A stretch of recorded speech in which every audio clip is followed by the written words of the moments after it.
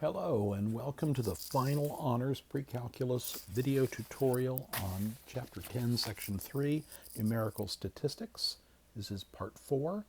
I'm sure you've all probably heard of a standard normal distribution or bell-shaped curve. The graph which I'm about to show you I did in Desmos, and it has the normal distribution shape. So here we go. The equation that generates this graph is f of x is e to the negative x squared over 2. So the standard deviation of this particular graph is 1, and its mean is 0. Using calculus, you can find that about 68% of the area lies within one standard deviation, or between -1 and 1. Since it's a symmetrical graph, 34% lies to the left of the mean between -1 and 0, and 34% lies to the right of the mean between 0 and 1. With similar logic, we can calculate that 16% lies to the left of -1 and 16% to the right of 1.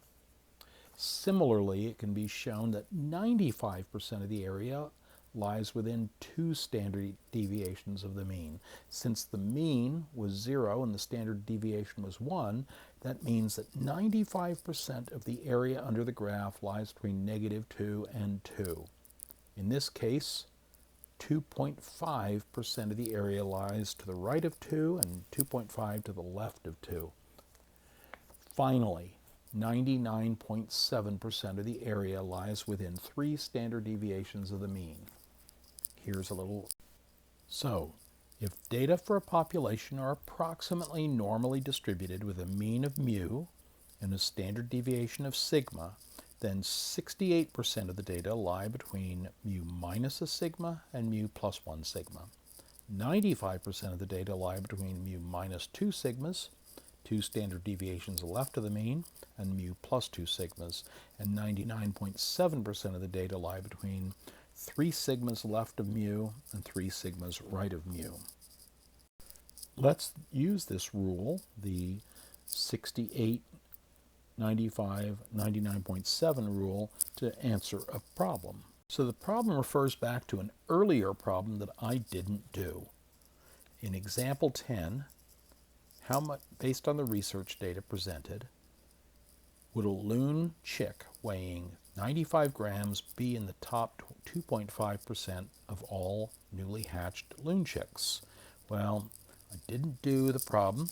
I figured it was just way too much calculator intensive. I'll show you the problem just so you can see it. But I instead gave you that nice simple example with the 4 numbers in the previous video to learn how to use a calculator to calculate, standard deviation, etc. This was the original example 10.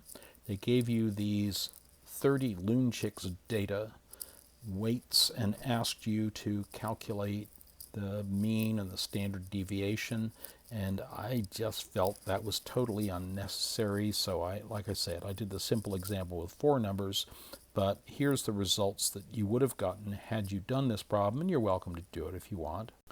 So if you had done the work in example 10, you would have found a mean weight in grams for 30 loon chicks of 87.59 with a standard deviation S, that's the type involving n-1, of 3.51 grams.